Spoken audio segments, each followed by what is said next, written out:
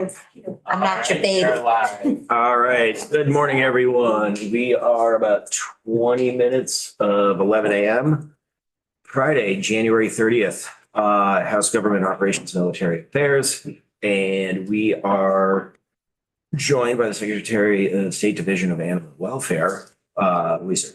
Sorry, what was it? It's in the Department of Public Safety. Okay, that's an interesting header that confused me. Anyway, we'll forego that one and just run with Lisa Mylott, the Director of Animal Welfare. Yes, no, we've rehomed you. As long as I don't have to pack up my house, I'm good. That's all good. That's all good. Just going for the rehoming joke and it's low hanging fruit. Hi, how are you? Good. How are you doing? Good to see you again. All right. Lisa Mylott, Yeah. Division of Animal Welfare. So tell me what. We want you to read the whole report to us beginning to end. Okay. And I can talk really fast. No, just kidding. Yeah, no. We just wanted to formally go through that, get your perspective on it, and just for the committee to have a more detailed understanding of it. People did review it, but having your perspective spoken to us would be very valuable. And then we'll just do a little Q&A. Okay, that's perfect. So, as you know, I spent the last 8 months sort of investigating what the situation of animal welfare was in Vermont currently, how cruelty cases are identified, investigated, and prosecuted, and what the laws look like in terms of modernization of laws and what could be helpful to improve animal welfare here, as well as the quality of life for the people who have animals. And I've summarized what I see as the current status of cases, and there's a little bit to talk about there. So, but before I go into that, then I have my approach to animal welfare, and it's the prevailing best practices approach, is to look at how many of the cases that are currently getting to the point where there are complaints about animal cruelty, how many of those cases could we really divert before they get to that point? Because prevention is really key here, like a lot of, like some other crimes, not typically crimes against property, but like some other crimes, once the harm has happened, you can't really undo it. And trying to repair the harm, because unlike a computer that somebody steals and breaks, you can just buy another computer. You can throw that one away and buy another one. But when it's an animal that's been broken, you spend a lot of energy and money rehabbing that animal, unless you're willing to just say, well, somebody abused this animal, we're going to euthanize it. And I am very interested in interventions that can happen before we get to the point of cruelty, and opportunities for residents to come into compliance by learning about what they need to do, or by having the resources, giving them the opportunity to do that, and seeing who's left. Who do we then really want to prosecute? And in my experience, animal cruelty offenders, there's 5 general categories. There are people who are offending simply because they don't have resources. They might not have the money to get the necessary vet care. They might not have the money for the food. And those people, if you offer them resources, won't commit cruelty.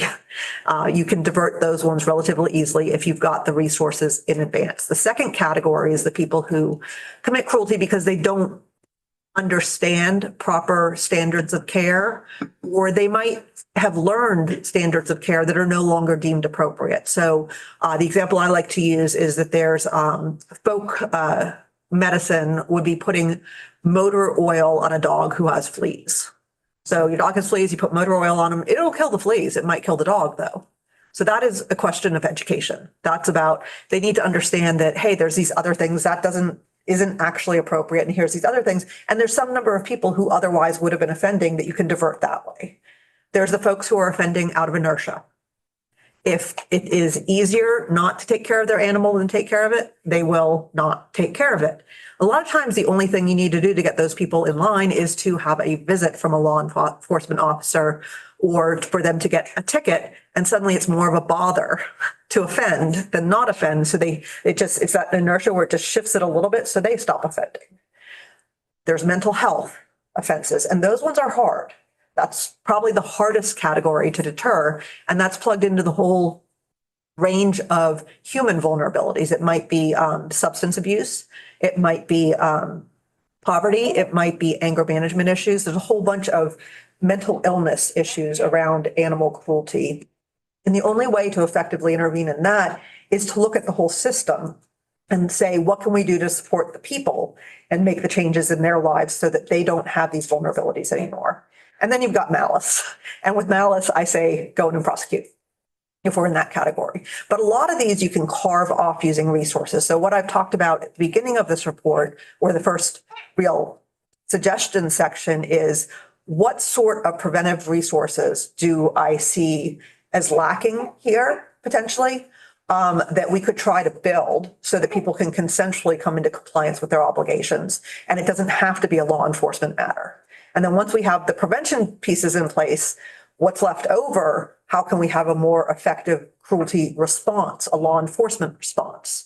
And I see law enforcement as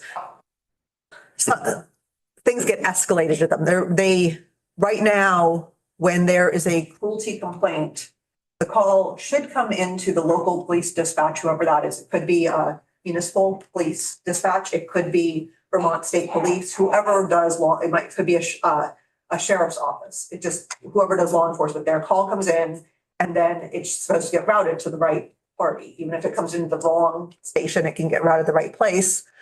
With respect to VSP, they rely on Fish and Wildlife, the game wardens, for the most part, to be the primary investigators. I think that change was, I forget if it was 2022 or 2023, but that was a relatively recent change. I don't believe that was meant to be long-term. That said, until there's capacity to handle investigation of these cases elsewhere, that's the status we're at now. Informally, complaints come in a lot of different ways. They come in through the complaint portal on the Agency of Agriculture website, actually, and they forward those on to Fish and Wildlife. And at this point, they're also forwarding them to me. They might also come in directly to game wardens. They might come into animal control officers. There's a variety of ways these calls come in, and they're tracked differently depending on how they're made. And so one thing that I've suggested in here that I can offer is trying to come up with a unified system for those complaints. And that unified system would involve me being copied on complaints, receiving notice of the complaint, so I could make sure it was routed appropriately. And I could provide subject matter expertise to the extent that was helpful.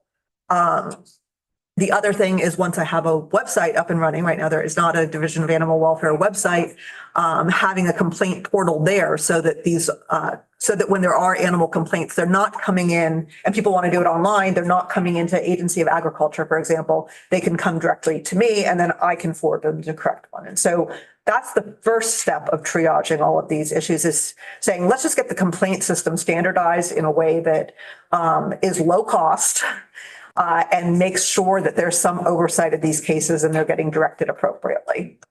The next step is the investigation step.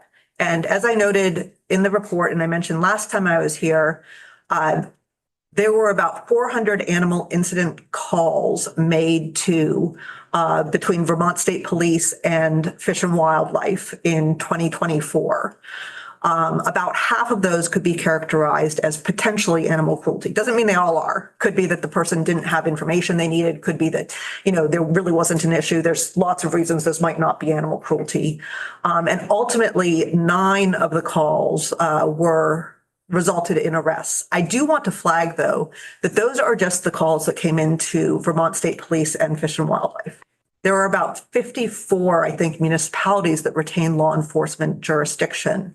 And there were an additional 44 cruelty arrests in 2024 from the municipality. So there were a total of 53 cruelty arrests. That's not in here in part because I was only asked about state agencies in the legislation, and in part because I didn't have the local data until after I submitted the report. Mm-hmm. So, but there were a total of 53 cruelty arrests in 2024. There are some, right now, it is completely a complaint-based system where if there is a concern and somebody calls in a complaint, somebody will call them back, either the police or sheriff's department or Fish and Wildlife will call them back, have a conversation, see whether or not this is actually something that needs to be investigated, or they'll send somebody to the property to be seen. But generally, there are not rechecks to confirm compliance. So even where they show up the first time and there's some deficiency, maybe there's not appropriate shelter, And it's October, so it's not quite critical yet. They're working with the person, they tell the person, you need to get some sort of shelter that's going to protect your animal from the weather, especially with winter coming up. There generally is not a recheck to ensure that anything changed. They wait until to see if there's another call. And that's a manpower issue. The law, police and game wardens don't have the manpower to go back out and work with people on compliance over time. But it's really the only way to know that anything changed, because in a lot of instances, the places these animals are not easily visible. You can't, if it's on someone's rural farm or in a barn or even in someone's house, waiting for a new complaint means you really have no idea what's going on and you don't even know that that animal is still alive. And so when somebody has a complaint against them for animal cruelty, one natural reaction, if they're not coming into compliance, is just to make sure that nobody can see the problem again, to put up barriers, for example, so that their property is no longer visible from the road, so there can be no new complaints. This is somewhere else that I think that my division could step in if I have manpower, in that I'm not envisioning a division that's going to be staffed like Delaware's that I described, where there are about 45 employees staffed in the division of in their office of animal welfare. And everything gets routed to them, from lost dogs to cruelty complaints. I don't think that Vermont is looking for that sort of system. And financially, I don't see how we get there. But what I do imagine is having one in my division directly, and then having them out in the field, having humane officers. And humane officers are non-sworn, could be law enforcement, but that's not what I'm referring to. Statutorily in Vermont, humane officers are one of two things. One would be law enforcement officer. That's not what I mean by having a humane officer. The other arm is a staff member in the Division of Animal Welfare or an animal control officer who works for a law enforcement agency. So it's an ACO who works for a police department. Those two categories of people can be humane officers if they go through training to learn investigations. That's what I'm envisioning, having someone in my office, if there's a way we can come up with funding, that person could oversee a lot of these compliance checks. And that way it would take the burden off of law enforcement for that. And it would allow somebody who is a subject matter specialist in animal welfare issues to do a lot of these and see, are these things changing? One thing I realized in Georgia when I first started working with my animal control officers down there was that they would only do scheduled rechecks. So they'd go to someone's property and say, you have to have your dog in Athens, you cannot tether a dog unattended. So they would tell the person, your dog cannot be out here tethered unless you're out here with them. So you have to have some other way of confining them. And I'll be back next Tuesday, probably in the afternoon, to check. And next Tuesday when they came back, the dog was never tethered. But if they went back next Wednesday, the dog was tethered almost all the time. I mean, tell me not to drink coffee one morning because I'm going to have a blood test. I'm not going to have my coffee that morning. Guarantee I have it the next morning. And it's the same thing here with the compliance, is that having scheduled rechecks is great. That's the first step. And then you want to have an unscheduled recheck and just make sure, did this really stick? And then you can go back to a complaint-based system. But there has to be people who can do these compliance checks. And so I'm envisioning having one in my division if possible. And I'm envisioning a task force approach to enforcement more generally. Like with the special crimes investigation units, animal cruelty issues are ones that you need a cluster of professionals to address the problems. You need social welfare folks in the mix. You need rescues and shelters in the mix. You need humane officers in the mix. You need sworn law enforcement in the mix, and you need veterinarians in the mix. And ideally, these would be, once again, the task force approach, where there would be several task forces in the state responsible for responding to cruelty complaints in their area. First response could be the humane officer in that bunch. If they need law enforcement help, they'd bring them out. Otherwise, they work on compliance. If they need a vet assessment, they'd bring the vet out. That's medium term. I don't think we're getting to a task force approach this year. I think we can figure out how to get to a task force approach though this year. I think the figuring out stage can happen now. And that's what I'm proposing in the proposal is that this year we do the figuring out stage. We have a working group with relevant representatives and we figure out how do we make the finances work within the constraints of people who are already employed. What expertise do we have? Where do we need to do a little bit of extra training? How do we figure out how we pay those people back and forth? But we have models for this already in Vermont that work well. So the Division of Animal Welfare itself would be a relative, not even relative, it would be a very small division. And I've suggested that initial staffing could be a veterinarian or some ability to contract with a veterinarian. A lot of what needs to be done is veterinary, both on the preventive end and on the cruelty end. A humane officer, and then the ability to pay some small number of law enforcement officers who are interested in this area on an overtime basis or split a position so that there, when necessary, when a locality says, we need outside help for this case, or when it's clear that for whatever reason, there is real harm that's occurring and it's not being investigated otherwise, I can rely on these people to step in and say, let me figure out what's going on. It's a little bit amorphous because once again, I don't know exactly how we get from where we are today to that task force approach, but I know that we can figure that out. So that's what I'm envisioning on that, on the investigation end. Another end that we really need to work on is where do the animals go? Vermont does not have a municipal shelter system like Georgia and a lot of other places where that is obligated to take seized animals. Where I was in Athens, if animals were seized, they went to the shelter. Here you've got private organizations. Animal shelters and rescue groups are private entities. They are not obligated to take animals that are seized. And right now, animals that are seized often have to be held for 6 or 8 months before they could be adopted out, before they could be spayed or neutered and realistically go into most foster homes, before they, in some instances, can be euthanized because there's no other good outcome for them. And so figuring out how to speed up that system is one of the important things because humane societies in the last 10 years or so have been, maybe not 10 years, but five or so years have been loath to help with these cases because of the amount of time the animals have to sit there. It's bad from a resource management perspective. While they are filled with seized animals, they cannot help Vermonters who need help rehoming their animals.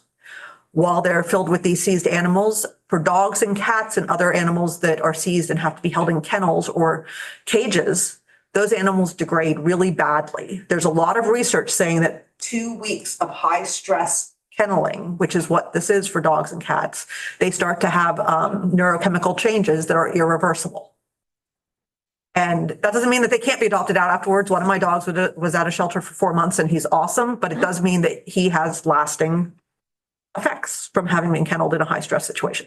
And so figuring out how to speed up these decisions, does the animal go back to the owner or does title get forfeited and the animal can be rehomed? And getting that on as fast of a timeline as possible is critical to having the space in the first place to put these animals. Because the other thing that happens is that the people who work for humane societies and volunteer for rescue groups love animals. And watching animals degrade in a kennel is one of the most emotionally difficult things that volunteers and shelter staff can go through. And so figuring out how to speed all of that is important. All of that up is important, both in having better outcomes, but then also having help when we need it to house animals and figuring out other short-term holding places so that we can triage animals. Right now, there are animals that are left in in situations that would qualify as cruelty simply because there is nowhere for them to go. And so we leave them where they are. And that's not a good outcome. And so another option, and I talk about this in the preventive section more, but it also applies to the cruelty section, is coming up with short-term holding places where we can take animals when we seize them for triage, who needs to go to a vet, who can go immediately to a foster home, who needs to be held in quarantine to see whether or not they have any infectious disease. You don't want to just put new cattle in with an existing herd. You want to make sure you quarantine. So where can we come up with those short-term holding facilities that are not replicating the municipal shelter system of the South? That might be for livestock. We might talk about fairgrounds with temporary setting with volunteers trained to deal with them. But it would be nice to have a professional vet who could oversee that. For cats and dogs, it might be pop-up kennels and mobile kennels in municipal spaces where intended only to be for 3 or 4 days, just to get them in, figure out how we disperse them out. So there's the seizing, impounding animals portion of the cruelty investigations. And then there's the prosecution end. And on the prosecution end, that ties into some of the moving the animals through more quickly, or just having more satisfactory outcomes, is doing training for prosecutors and the judiciary. There's a lot of research showing that simply providing training about the elements of these crimes, because they're different than they deal with a lot of time.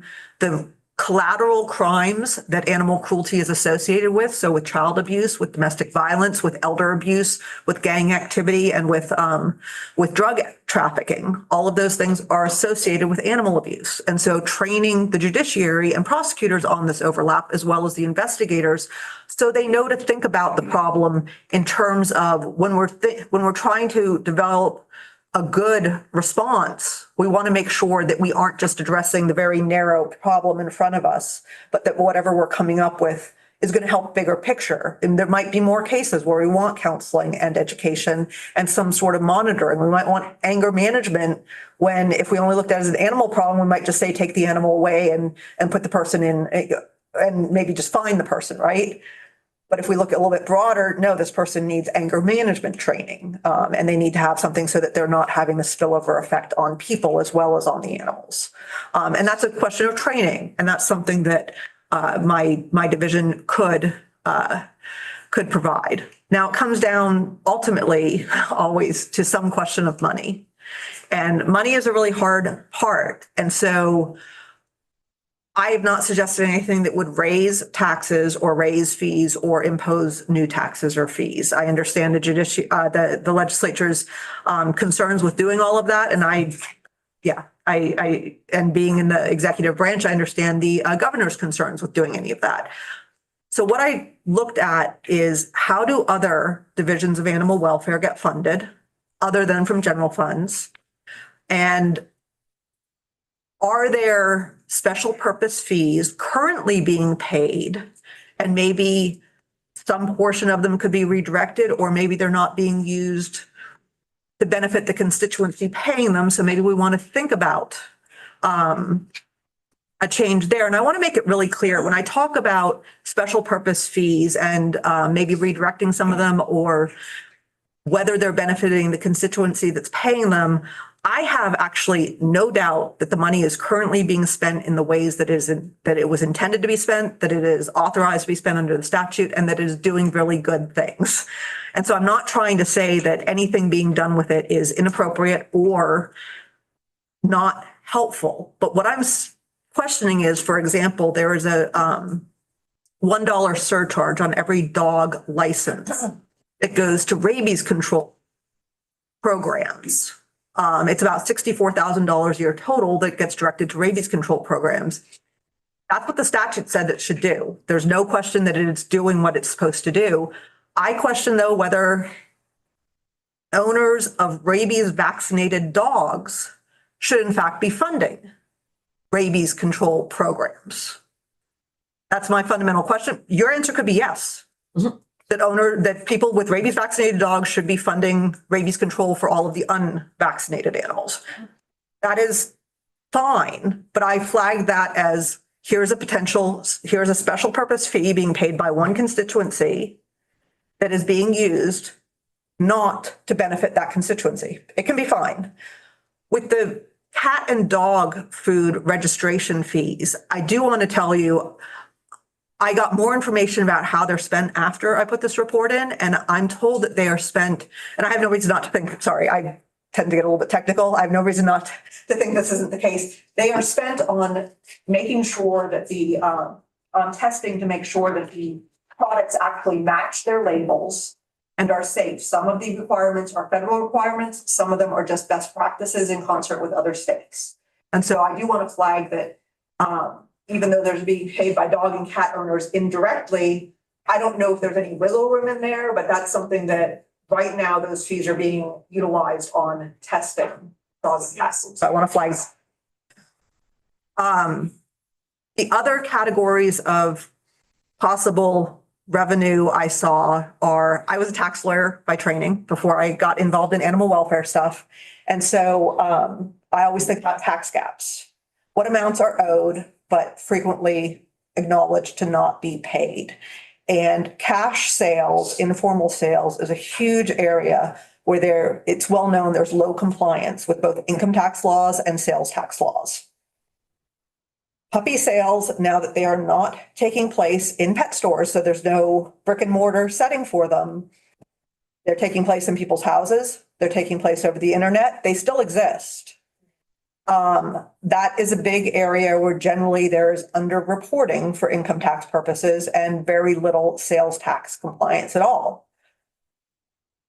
Not saying these money are easy to collect, but there are examples, like I gave in the report, of in the UK where they are ramping up efforts to collect these sort of funds and the sorts of things they're learning about how to get those revenues in.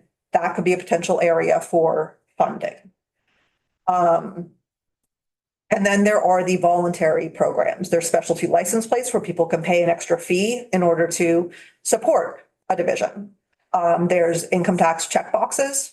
There's grants. There's just solicitation of donations.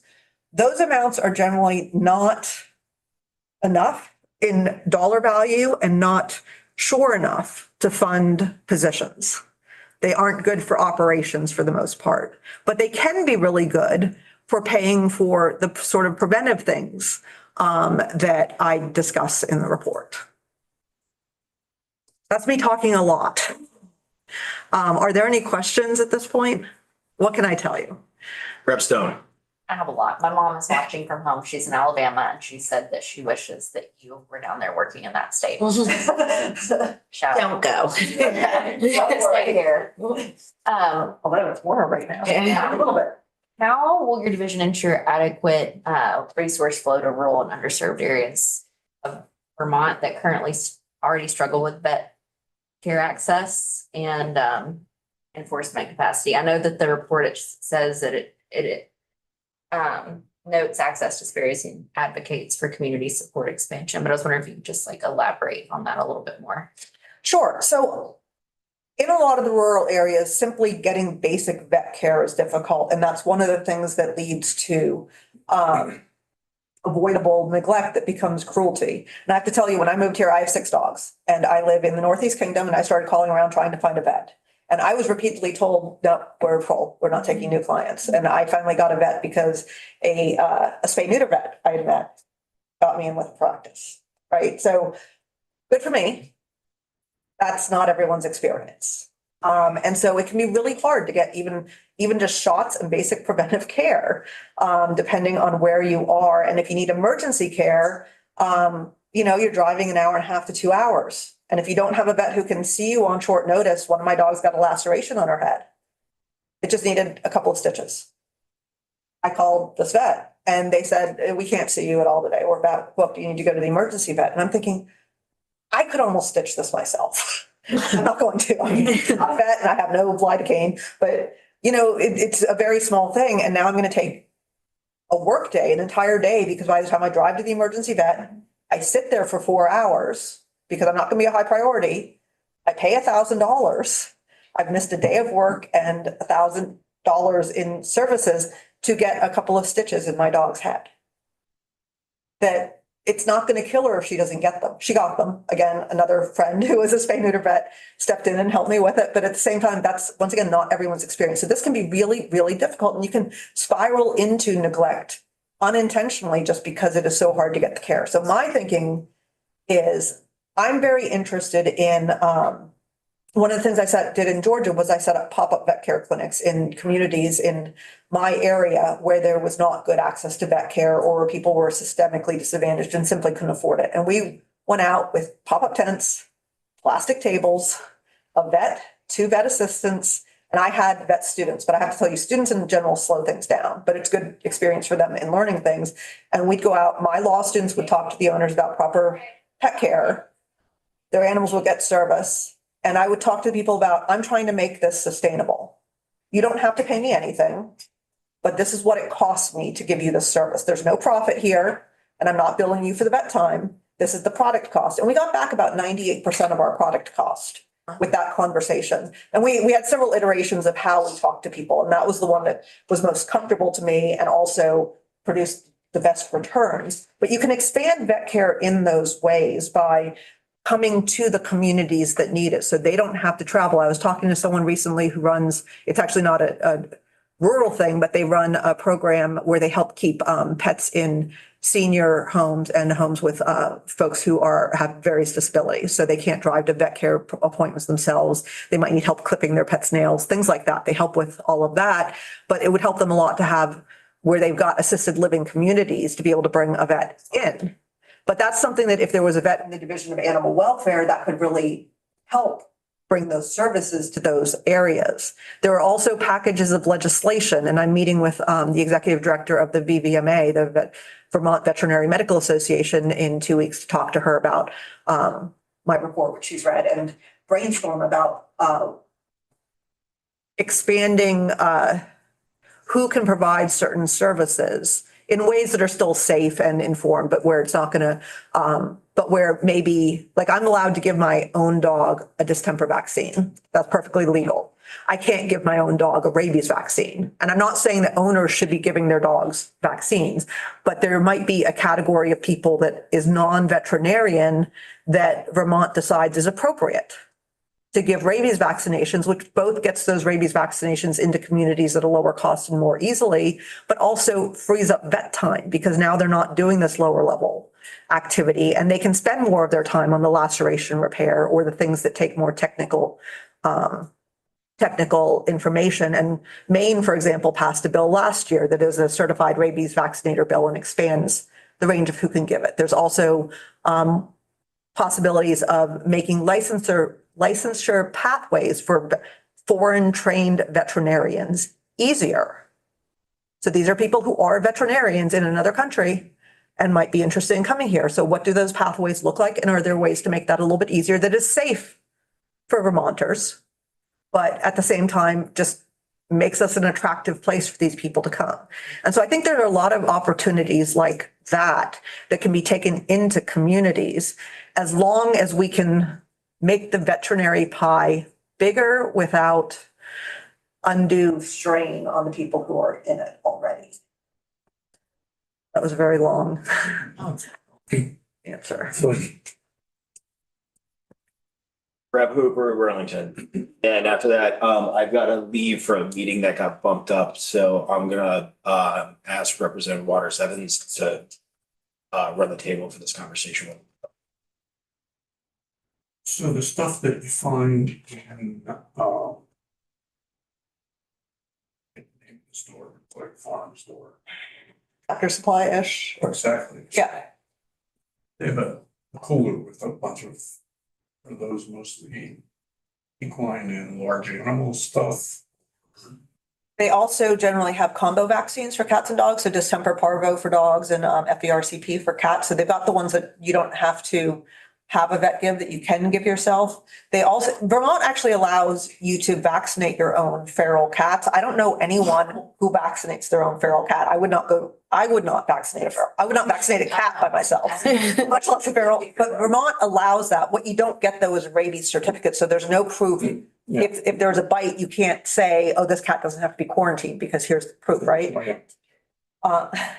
And One downside of those things is there isn't great training for the people buying them. I think farmers are fine. I think they know what they're doing. But there's not great training for the domestic pet owner who buys their supply there, or maybe even the homesteader who buys their supply there on how to even transport that safely. I've had people walk up to me at my vet clinics with a distemper vial in their pants pocket and say, will you give my dog this vaccine? And I say, no. I will give them the same vaccine from my supply, and now I'm going to explain to you why I'm throwing this one away. Because walking up with it in your pocket means you have destroyed it. It's not being kept at the proper temperature. But this is how people walk out of these stores with them in just a bag or in their pocket, and so they have an ineffective vaccine. So I think there's education that can go on together with those that can help. Maybe following up on this question, is there any state that has sort of the equivalent of a PAMP program for that? I don't know the human category. Would that be like, so vet, Physician's assistant. so there's vet techs and vet assistants. But they can't perform Like veterinary. standardized? It's different in every state. It's not. And vet techs, for example, I would have to look back at the laws. Some states, and maybe it's Vermont, they can give rabies vaccinations under the direct supervision of a vet. So the vet has done the exam, looked at the animal, and is there when the person gives the vaccine. That doesn't free up a whole lot of time. Maine's rabies vaccinator statute says that a vet tech can give rabies vaccine under the direct or indirect supervision of a vet. So as long as they work for a vet has trained them, they can give this even if the vet's not there doing the exam. That greatly expands your in the field ability, because I have to tell you, one of the things we're seeing is that homesteaders and smaller farms can have a lot of difficulty getting vet care for their animals. They don't necessarily have the ability to take their animals to a vet, and they're not big enough for a vet to spend a whole day there. And Vermont livestock vets have it rough.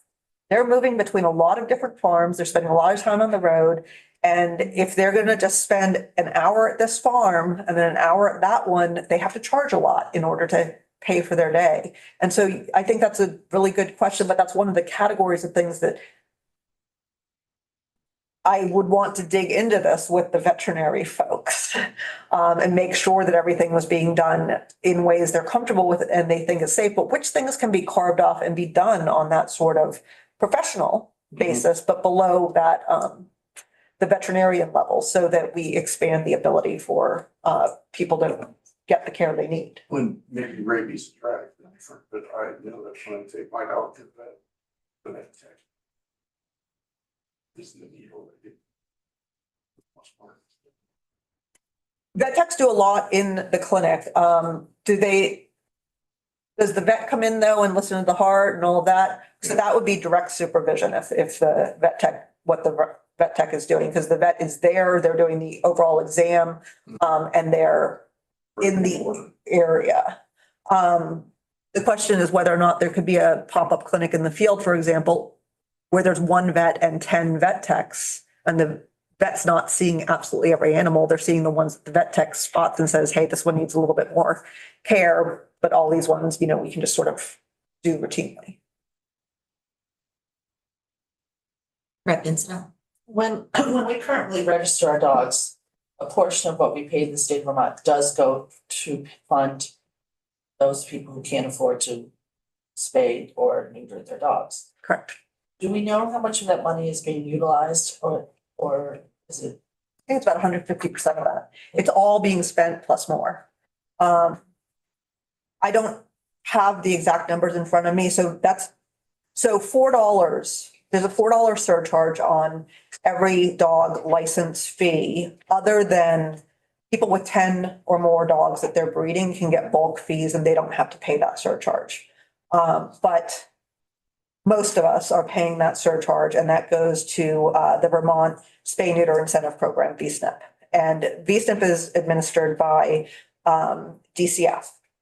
So it's seen as a benefit to low-income Vermonters, not so much as a population control measure. And the way it's set up is very much in the realm of benefit for low-income Vermonters, not the most efficient for reproductive control. But they're spending about $350,000 a year on spays and neuters, I believe. And so it is being fully utilized. And I have to tell you, I think I mentioned in the report, it's increasingly a problem with pet owners who receive intact pets from whatever means. They might get them from a rescue, they might get them from their neighbor, they might get them from a breeder, and they want to have them altered and they can't afford it. They don't qualify for VSNP because they're not at that income level, but they can't pay $600 at their vet for the surgery. And so they end up with a litter. And Vermont is increasingly seeing problems with larger numbers of intact animals being given away, or the spay neuter clinics having people calling and being pretty desperate because if they have a large female dog, they might not be able to get them spayed anywhere. And they're looking for will somebody do the surgery?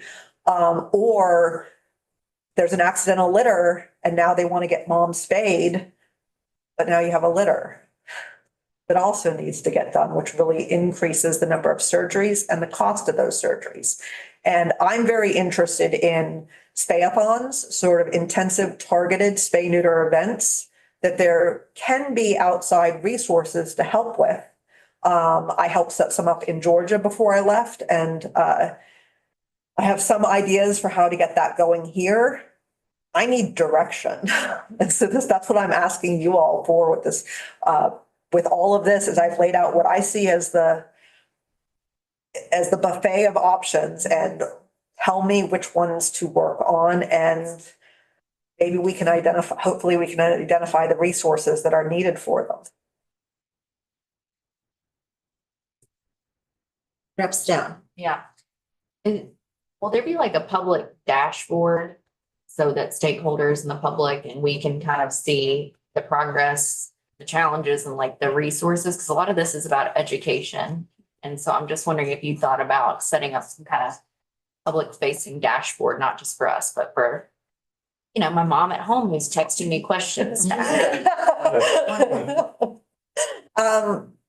Yes. So actually, I was speaking to the Commissioner Morrison yesterday about getting a webpage set up for the division where resources can be linked on there. Because one thing, in addition to a dashboard about how are we doing and progressing on things, simply having one space where the resources that are currently available, what education opportunities are available, where are the pet food pantries, the hay banks. There's actually hay banks that will provide hay to horse owners who are stressed. Like, put all of this in one place. Where are the low-cost spay neuter clinics and which ones will do large dogs?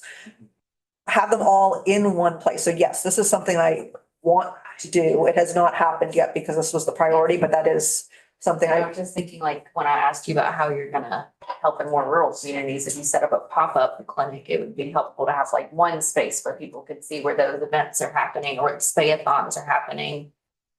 Yeah. Yeah, and even to publicize where the various municipalities are having their rabies clinics, right? They have a lot of the towns have rabies clinics in the spring, but it's hit or miss. Like, you have to be on the right front porch forum to know where it's happening. And so, yeah, collect all of that information in one place. Have all the animal control officers. Maine has a great resource where you can go on, you look up your town, you can see who your animal control officer is. There's their contact number, there's their hours. Here's who you contact after hours. This is where animals are taken if they're impounded with strays. It's all there on their website, and we don't have that. Animal control officers don't necessarily know who the animal control officer is in another town, and they pick up that dog. They know it's from the town, but they don't know, they can't match up the license number with any person because it's a Sunday and the town clerk's not open.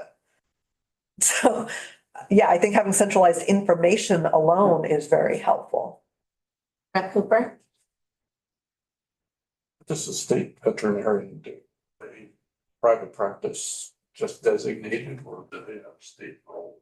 The state veterinarian? So there's a state veterinarian and an assistant state veterinarian, both of whom work for the Department of Agriculture, and they work on maintaining the integrity of the food system, really. They're working on livestock animals. They're going, if there's an outbreak of a disease, they're going there and discussing the quarantine measures that are needed in order to prevent the spread. They are providing educational opportunities. They're reviewing the practices of the commercial farms, the transporters of livestock, as well as the slaughterhouses and the dealers, the ones buying and selling them. So they are fully utilized on that. They are not in general available to help with cruelty cases. The Agency of Agriculture does not investigate or work on cruelty cases for livestock. Right now, that's the same system as the dog and cat system with calling the police. And they don't have any role. They have a very small role with respect to pets. They oversee the information out rabies of the veterinarians, as well as the some of the rabies control, they can answer questions about rabies quarantine and things like that. And they oversee the euthanasia board. So like I've been talking about with rabies vaccinators, you all actually took a similar action with respect to euthanasia at some point in the past. I'm not sure how long ago that was, where it's not just veterinarians that can euthanize dogs and cats. There are lay people, generally shelter staff, who can be trained to euthanize and provide that service. And so you already have this model for doing those sorts of things. But the state vet and the assistant state vet are working on the food supply animals and making sure that there aren't any issues there. Webster? Sorry, this will probably be my last question. My mom. Why are you sorry? I could talk. Don't be sorry. My mom, she's asking, she works on stuff in Alabama, if pet kidnapping is an issue here, and she's wondering, like, we have the option to have free spay and neuter, if we have like an option for free shipping. So I would definitely want to include microchipping and things, and there's ways to have that be free. So when I was in Georgia, one of the things I started was a free spay neuter program in my community. It started with animal control can refer anyone to my organization, and we will pay to spay neuter all of their animals.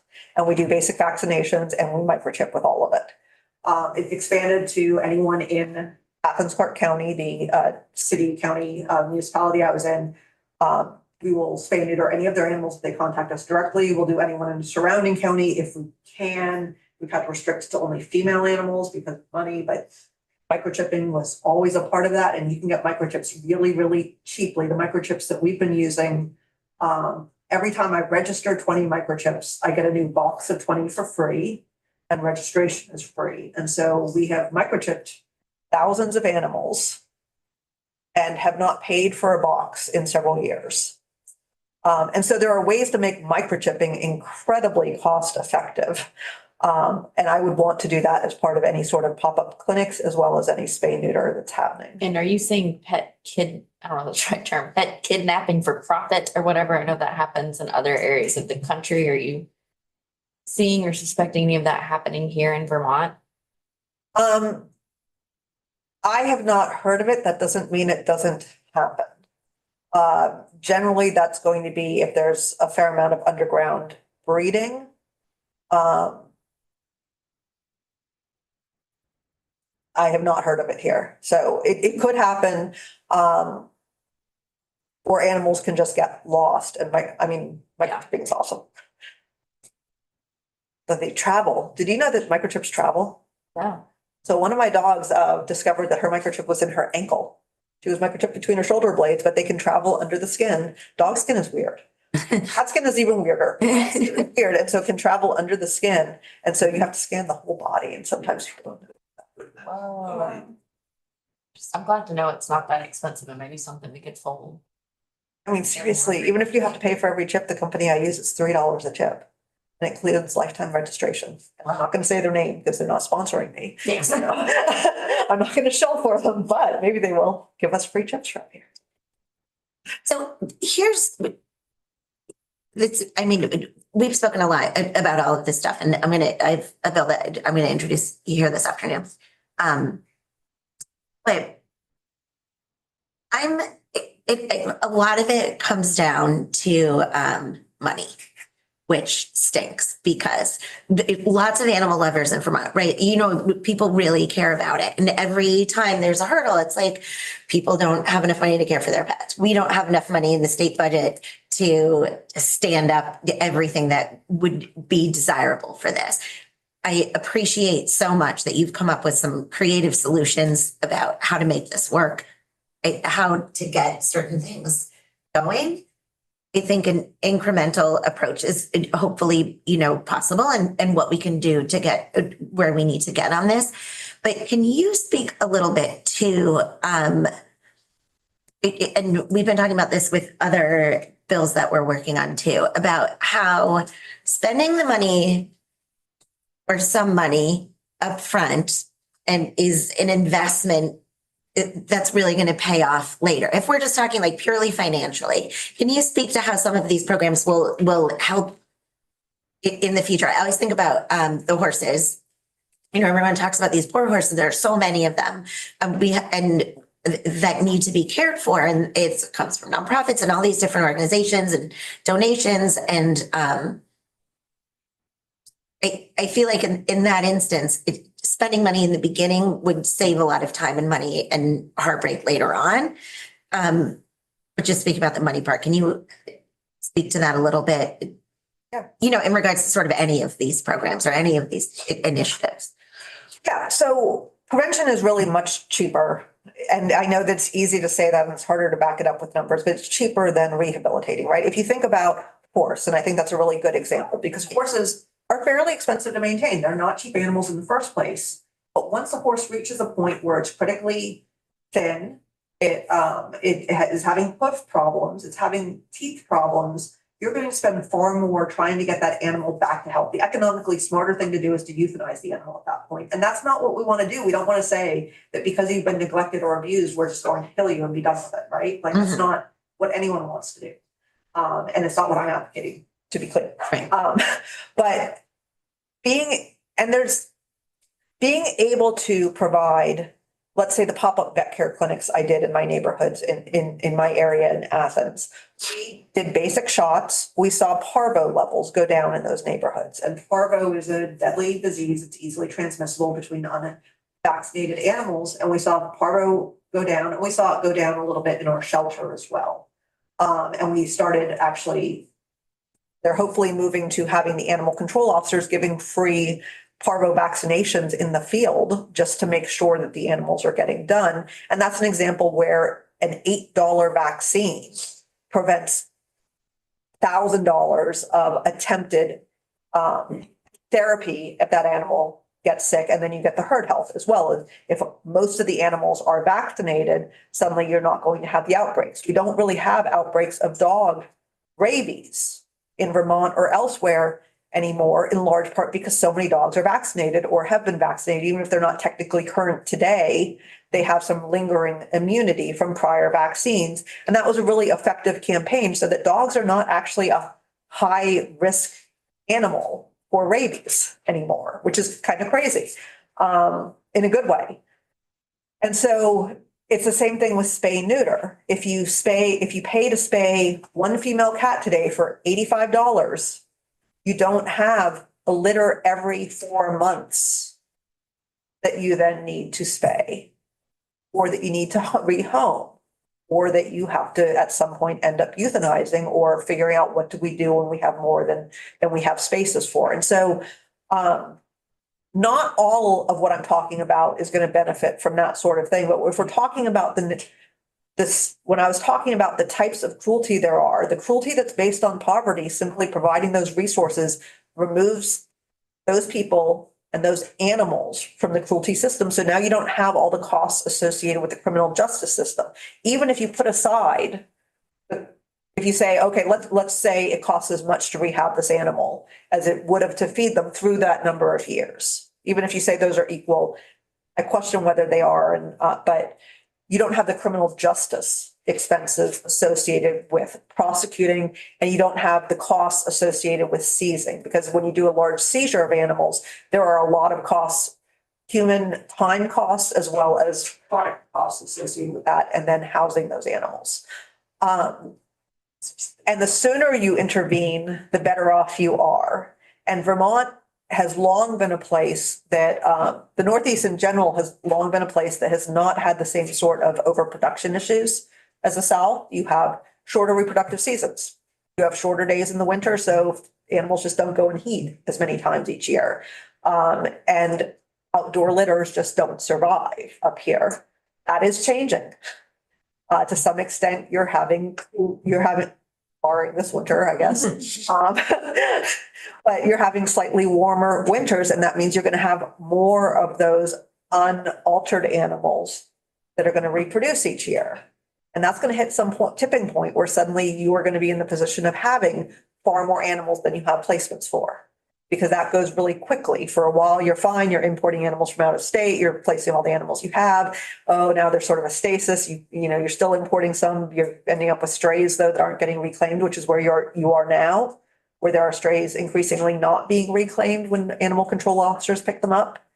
So they've been abandoned or they're not being taken back for some reason. And the next step is those strays are also reproducing and their offspring are reproducing. And so it's hard to give hard numbers in part because there aren't great controlled studies. Yeah. But these things are all interrelated, and an $85 spay for one cat right now is so much cheaper than worrying about the very many litters that result, because there's not only, because you also increase the risk in the system. So I have 6 dogs, not because I ever said I want 6 dogs, but because I was living in an environment where the types of dogs I really like were getting euthanized simply because they didn't have homes. So I have more dogs in my home than I want. If something goes wrong and I stop being able to care for them, suddenly there are 6 dogs that need homes, right? And that this happens with other people. What we saw was that there were people who had dogs. They didn't really want as many as they had. They got a female dog. They left her in the yard. She got pregnant. They kept one of the puppies. Guess what happens when you got mom and son puppy and they're intact? You end up with more. They can't adopt them all out. They're fine having their 5 dogs in the yard. But then their landlord changes the rules and says you can't have large dogs. You can't have dogs outside. We could have dealt with that in my area if there's only that one female dog that had come in. But by having too many animals, good-hearted people keep them. And if something goes wrong, you're dealing with 5 dogs, 6 dogs instead of 1. The risk in the system increases the more you have households that are sort of teetering on the edge, that maybe they have these animals and they can care for them today, but long-term, maybe they can't. And once you start having a lot more risk in the system, something's going to go wrong. And when it starts going wrong, it cascades. And so this is true on every level. Like if you think about any one person and their animals, it is unlikely any one person or one person's animals are going to greatly affect the overall health. But we're seeing more and more, you're seeing more reproduction, more people keeping the results of the reproduction because they don't know where, they don't have a place they can turn these animals in. And that just increases the risk on each of these households. And that means that when something goes wrong, you might have 30 cats coming in from a single house. You might have 15 dogs coming in from a single house. That's when it gets really hard to deal with. And almost any amount of prevention is worth avoiding that outcome because that outcome floods your system. Yeah. That's I'm sorry, I do really long answers. I want to talk about this forever. We're going to have you back. We've kept you here for an hour.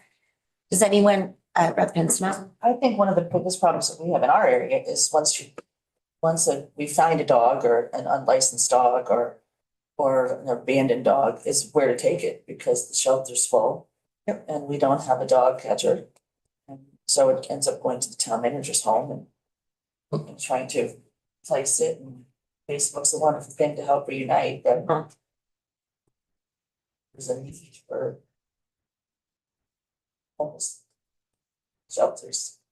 Too many get dumped off at the Humane Society. It's unfortunate. Yeah, and keeping that system moving so that, for example, seized animals aren't kept there for 8 months. Think of how many animals could have that kennel and be rehomed in those 8 months, right? And it helps.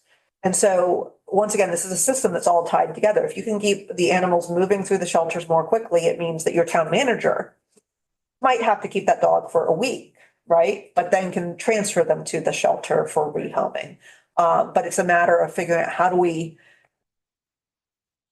how do we keep this moving? Because the other option is to come up with billions of dollars of funding to duplicate a shelter system that is with municipal shelters. And there's a good argument for having at least one state-run impound facility. And I could see a lot of attractiveness to that. They're not cheap though.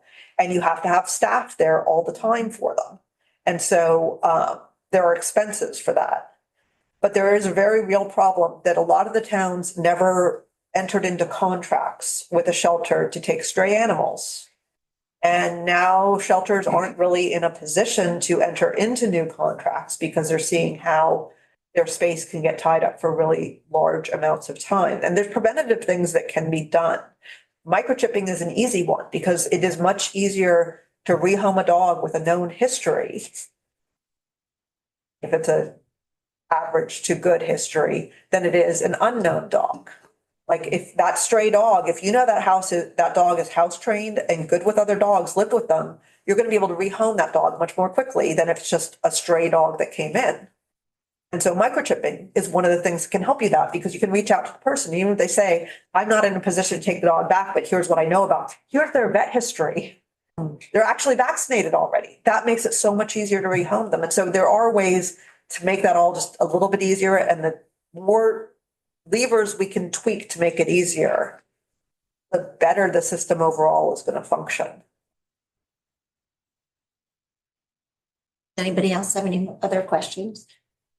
I have a million more, but I'm going to save them for another time. I hope you're open to coming back Yeah. more than once. Oh, definitely. I can obviously talk about this as much as you want. I know.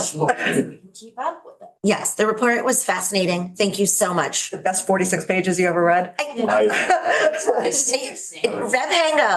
Actually, a lot of questions Yeah. about the funding part of it, so yeah, I'm gonna give you your time. Okay, sounds. yeah. It was good. There are a lot of reports come through here and some are more interesting than others. And this was, it was really eye-opening and your hard work is appreciated. Thank you. Well, I appreciate you having me here, and yeah, definitely let me know if you want me back or if you have any questions even before We that. will want you back and we will have questions. No, ma'am. Thank you so much. And thank you to Repstone for, thank you, the mother of Repstone for participating from afar. Trying to go through them. She says, great topic. It's super beneficial. So, Great, okay, so we have, all right. Okay, I think that's it. We're ready until, well, we're gonna break 15 minutes early for lunch. Thanks, everybody. Nick, we can go off, please, thank you.